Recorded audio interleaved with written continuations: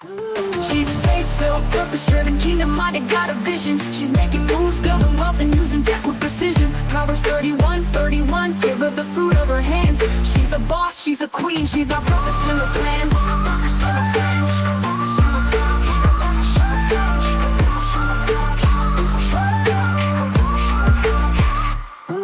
She's faith-filled, purpose-driven, kingdom-minded, got a vision. Welcome to P31 Unfiltered, the podcast for women of faith who are building legacy, stewarding wealth, and walking fully in their calling. Get ready for real conversations, real strategy, and real faith. Here's your host, Dr. Tisha D. Colston. Welcome back to P31 Unfiltered, where we tell the truth, unpack the word, and stop pretending we don't see what God is doing right in front of us. And I'm your host, Dr. Tisha D. Colston. And today I want to talk about this one thing. Can purpose and profit actually coexist? Like, can you be called by God and still make money? Can you build something meaningful and still charge for it? Or does making money somehow make it less spiritual? Because if we're honest, a lot of Christian women struggle here. We pray for impact, but we feel weird about income.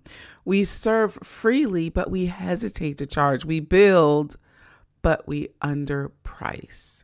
And today we're going to break that mindset because purpose and profit were never meant to be enemies. Let's start here. Purpose without structure leads to burnout. A lot of women are walking in purpose, but they are exhausted. Serving everyone, helping everyone, answering every message, showing up for everything, but not sustaining anything. And over time, something starts to shift. What once felt like passion starts to feel like pressure. What once felt like a calling starts to feel like obligation. What once felt like purpose starts to feel like burnout. Ask me how I know. And I'll tell you what. That's confusing because you're thinking, God, I know you called me to this, so why does it feel so heavy? And here's why.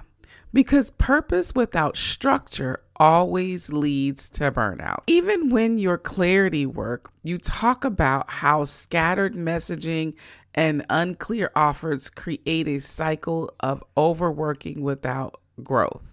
The same thing happens spiritually and practically. So when your purpose is not structured, you become the system. You become the only one answering. You become the only one creating. You become the only one delivering. You become the only one holding everything together. And that is not sustainable. And so you end up pouring from a place that's constantly being drained. Let me say this. God did not call you to be exhausted in your assignment. I'm going to repeat that again for somebody that didn't hear me. So listen up. God did not call you to be exhausted in your assignment. Yes, there will be seasons of stretching. Yes, there will be moments that require sacrifice, but constant depletion? No, that's not the goal. Even Jesus had structure. He didn't heal everybody. He didn't go everywhere. He didn't respond to every need immediately. He moved with intention. He withdrew when needed. He prioritized his assignment. He stayed aligned with what he was sent to do. And because of that, he was effective. And some of us are not lacking purpose. We're lacking boundaries and systems and structure around purpose. And without structure, everything feels urgent. Everything feels important. Everything feels like it needs you. So you keep giving, but you're not building. And listen up, there's a difference. Giving without structure leads to exhaustion. Building with structure leads to sustainability. And this is where profit comes into the conversation because structure often requires systems and support and tools and time and resources. And those things are sustained through profitability. So when you reject structure, you intentionally or unintentionally increase your burnout. Let me ask you this. Where are you overgiving because you haven't built structure? Where are you showing up constantly but not creating sustainability? Where are you serving but not stewarding? Because purpose is not just about pouring out. It's about building something that can last. And if what you're doing can only survive when you're exhausted, it's time to restructure. Now, let's deal with this second point. Profit is not evil. Misalignment is. Because a lot of Christian women are not struggling with purpose. They're struggling with permission. Permission to charge, permission to build, permission to profit. And somewhere along the way, many of us picked up the belief that if I'm truly called, I shouldn't be concerned about money. If it's ministry, it should be free. If I charge, it makes it less spiritual. But let's go to the word. Look at 1 Timothy 6:10. For the love of money is the root of all kinds of evil. Not money itself, the love of it, the dependence on it, the obsession with it, the elevation of it above God. That's the issue, because money by itself is neutral. It's a tool, and tools take the nature of the person using them. Let me say it again. Tools take on the nature of the person using them. So the real question is not, should I make money? The question is my heart aligned while I make it? Because misalignment shows up in both directions. Some people chase money and abandon purpose, and others reject money and abandon stewardship, and both are problems. Let me say it again differently. Over prioritizing money is misalignment, but rejecting money altogether, it's also misalignment, because you cannot properly steward what you refuse to receive. Now let's bring it back to our Proverbs 31 woman. She was spiritual, she was disciplined, she was generous, but she also was profitable. I mean, she made goods, she sold them, she traded, she multiplied what was in her hands. And nowhere in that passage do we see guilt attached to her productivity. Why? Because her profit was aligned with her purpose. She wasn't manipulating people. She wasn't chasing money. She was creating value. And this is where we have to shift, because profit is not about taking. It's about creating. It's about solving real problems and delivering real transformation and offering something of value and stewarding your gifts wisely. And value deserves exchange. So let me make it real. If you help someone gain clarity, build a business, heal emotionally, grow spiritually, save time, increase income, you have created value, and value creates an opportunity for an exchange. That's not greed. That's stewardship. Because when you're aligned, profit allows you to serve at a higher level, to reach more people, to create better experiences, to invest back into your assignment. But when you stay stuck in the belief that you shouldn't profit, you limit what God can build through you. And often what happens is you overgive, you undercharge, you burn out, you resent what you once loved. And now your purpose feels heavy. Not because purpose is wrong, but because it's unsupported. So where have you been shrinking your value because you feel uncomfortable receiving? Where have you been over delivering but undercharging? Where have you been pouring out without allowing anything to flow back in? Because that is not humility. That's imbalance.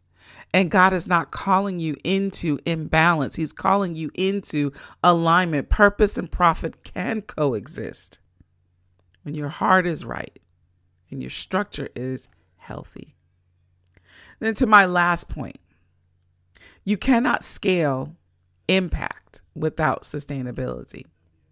Listen, if you refuse to be profitable, you will eventually limit your impact. And I know that might challenge some mindsets because we've been taught to focus on just serve, just give, just help. And yes, serving is important. Giving is important and helping is important.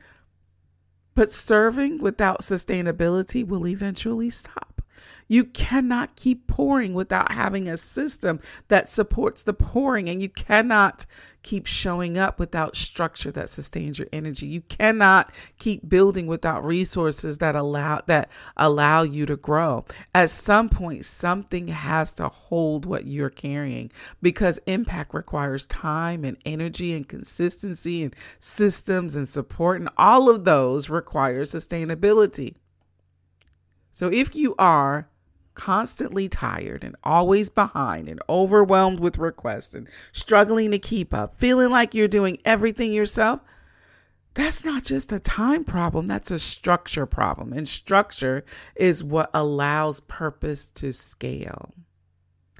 And Jesus operated with structure. He had specific assignments and clear priorities, intentional movement, moments of withdrawal. He didn't try to meet every need. He fulfilled his assignment. And because of that, his impact was multiplied. Now let's bring this to you. Some of you are trying to respond to everyone, to help everyone, to serve everywhere and show up for everything. And you're calling it purpose. But without structure, it becomes exhaustion. And here's where profit comes in. Because profit allows you to invest in support. It allows you to create systems, build tools, and free up your time. Serve at a higher level. Profit is what allows your purpose to expand beyond your personal capacity. And so without it, everything depends on you. And if everything depends on you, everything is limited by you. Let that sit for a moment. If everything depends on you, everything is limited by you. Because your calling is bigger than what you can do alone. And if you never build sustainability, your impact will always stay small. Not because you're not called, but because there's nothing holding the growth. So let me ask you this. If your impact doubled tomorrow, could your current structure handle it? If more people came, if more opportunities opened, if more demand showed up, would you be ready? Or would you be overwhelmed? Because God doesn't just release increase. He releases it to those who can sustain it. And sustainability requires structure and systems and support. And yes, profit. So this is the shift. Stop seeing profit as something separate from your purpose. Start seeing it as what sustains your purpose, because purpose gets you started, but sustainability keeps you growing. And so it begs to ask the question, what do you do now? So let's make it a little practical. Number one, redefine your relationship with money. Listen, money is not your enemy. It's a resource. Number two, identify where you're overgiving. Where are you pouring out with no structure? Because that's where burnout is coming from. Number three, build around your assignment. Stop trying to monetize everything. Focus on what you're actually called to solve. Because clarity creates profit.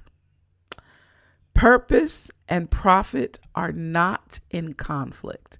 They are in alignment whenever your heart is right. You can serve God and build something sustainable. You can walk in purpose and generate income. You can be called and compensated.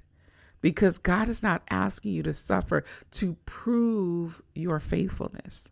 He's asking you to steward what he gave you well. Let us pray. God, help us to release every limiting belief that we have about money and purpose. Teach us to serve with integrity and to build with wisdom. Show us how to create impact that is sustainable, and align our hearts so that profit never replaces purpose, but it supports it. And then give us the confidence to walk boldly in both. In Jesus' name, amen. All right, sister friends, if you are ready to build with clarity and purpose and strategy, join me inside of AI by Design Academy. Just go to AIbydesignacademy.com. I've got some new stuff coming down the pike here. It's going to be fun, and it will help you to increase your capacity. So, all right, sister friends, that's a wrap for this episode of P31 Unfiltered. If today blessed you, inspired you, or challenged you, make sure you subscribe or follow wherever you are listening so you don't miss what's coming next, because we've got more truth, strategy, and unfiltered conversations coming your way. So until we meet again, you be blessed, be fruitful, and multiply. She's faith-filled, purpose-driven, kingdom-minded, got a vision. She's making moves, building wealth, and using tech with precision. Proverbs 31, give her the fruit of her hands. She's a boss, she's a queen, she's got purpose in her plans.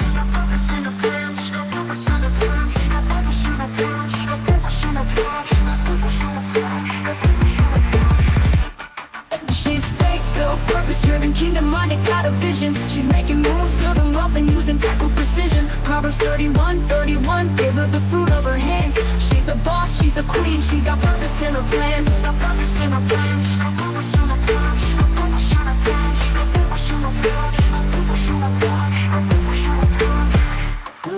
She's faith-filled, purpose-driven, kingdom-minded, got a vision. She's making moves, building wealth, and using tech with precision. Proverbs 31, give her the fruit of her hands. She's a boss, she's a queen, she's got purpose in her plans.